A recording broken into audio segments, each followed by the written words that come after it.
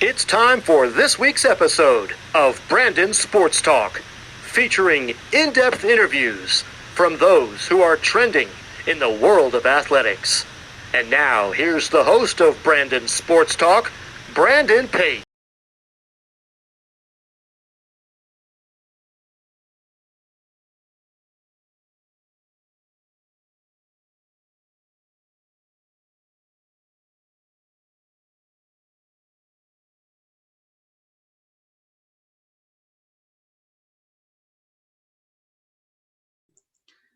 Welcome back to Brandon Sports Talk. In today's episode, I had the privilege to interview the Minnesota Whitecaps NWHL, Sara Bustad. How are you doing today? I'm great. How are you doing? I'm doing good. Can you talk about how you knew that you wanted to start professional hockey? Yeah, I think growing up, we didn't really have a professional hockey league to look up to. There was always the Olympics and only so many girls get selected from that for each country. And so the NWHL came about when I was in college and that was always like, oh man, that'd be so cool. But I was really focused on what I wanted to do for work and still working in hockey. And so um, I right after college, I packed up everything I could fit in my car and drove down to Tampa, Florida, and worked for the Tampa Bay Lightning for about a year and a half. And then I had the opportunity to go play for the Buffalo Beauts, and I thought, dang, this is a no brainer, right? I can work for the rest of my life, but while I still have the skill set to be able to play hockey, I thought that I had to jump on it, and so that's kind of how I decided to play pro.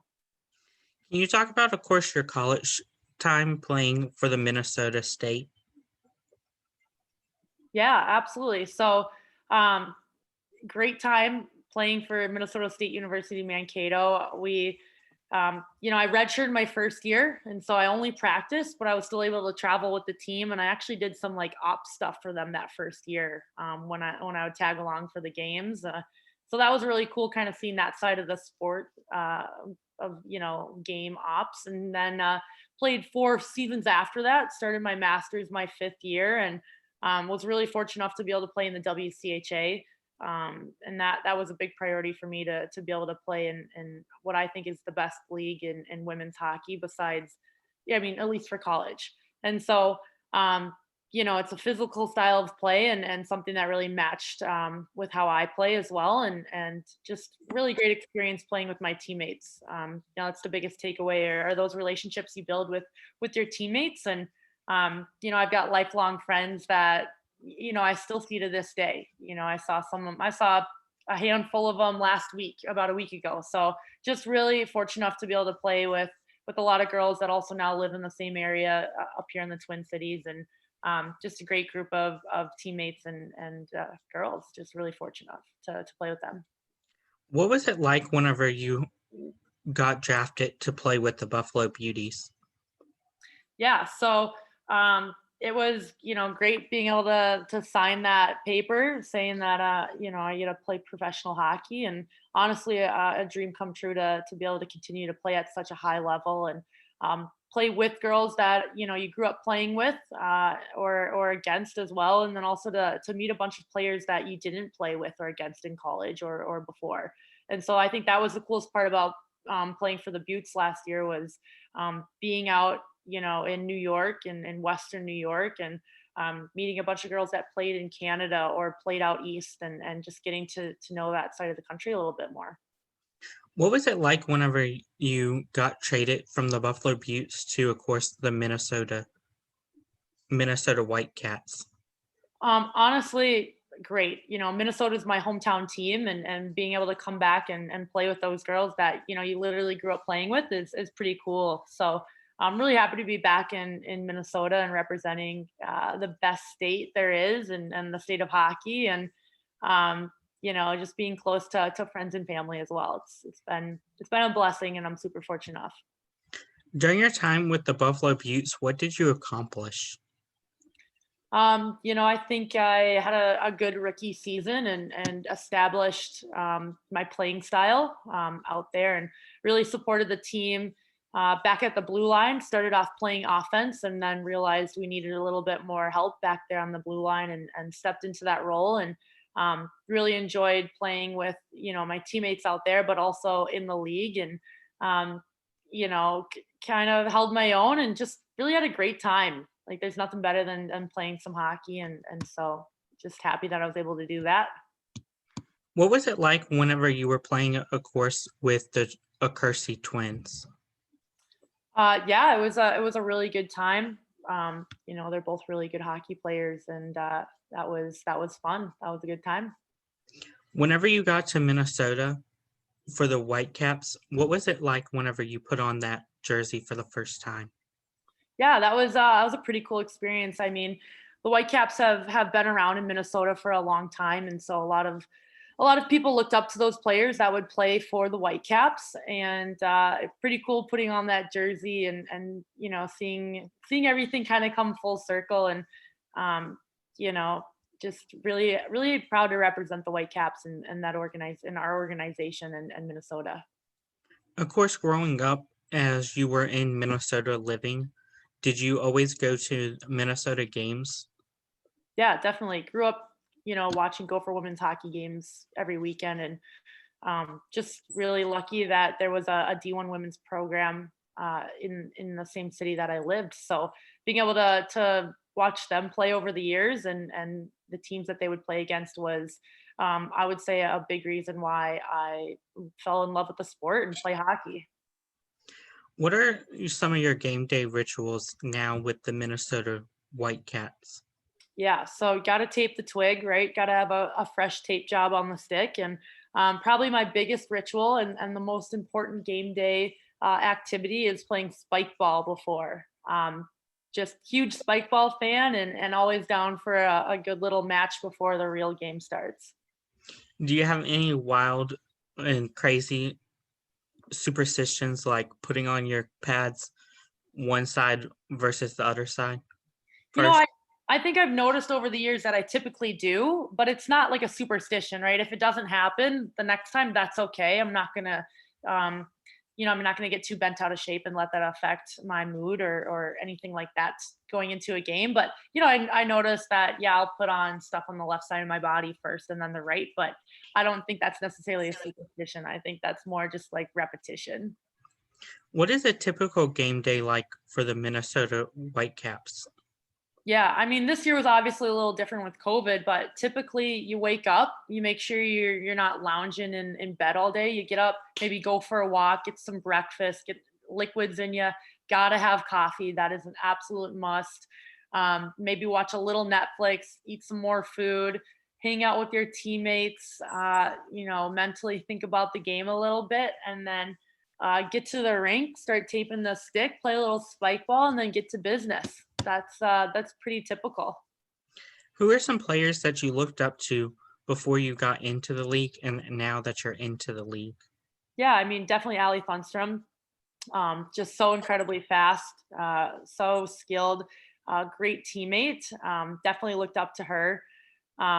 Also, Winnie was a huge person to look up to, right? She coached, she coached me when I was younger, and now to be able to play with her is pretty awesome as well. And then, another player that I really looked up to this year was my teammate Maddie Rowe. She also coaches with me at Woodbury High School, and even though she was a rookie this year and she just got out of college, definitely look up to her as well, right? So just I got a bunch of great teammates, and really, really lucky to be on the squad. Can you talk about, of course, the challenges you faced with being in professional hockey, where you also have to work a part-time job as you don't get a full pension?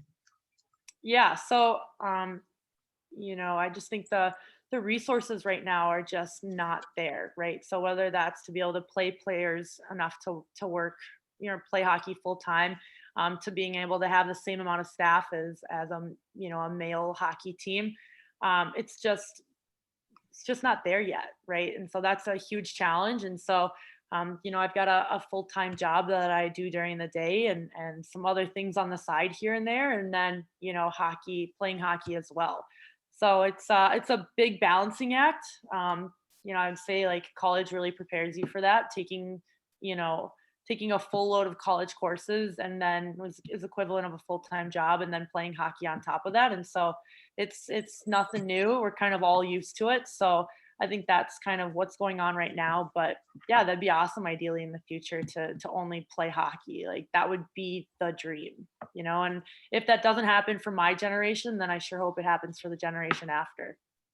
What was it like playing this year in Lake Placid? That was an interesting experience. I think it was a great idea and fun, being with the team for a couple weeks.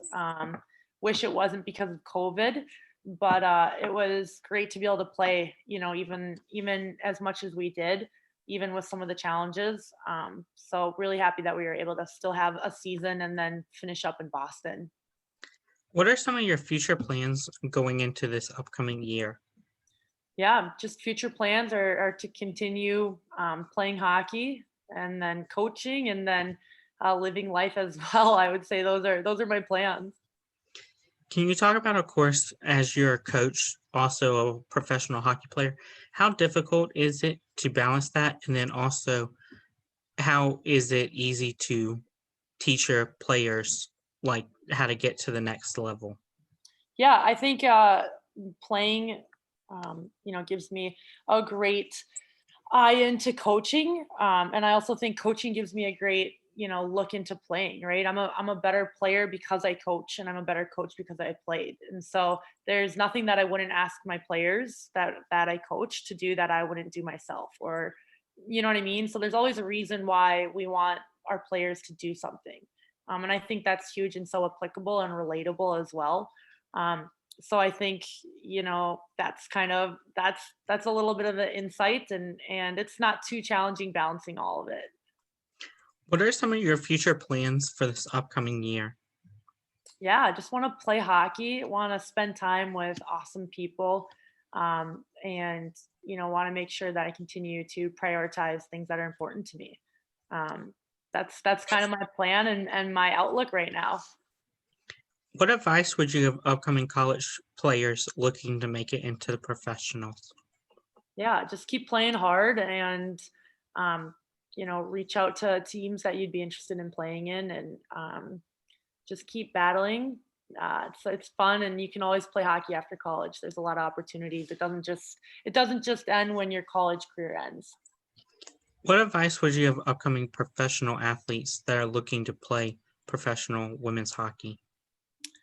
I'd say work hard, and it'll fall into place. Thank you again for your interview, and best of luck in your future. Where may my listeners find you at on social media?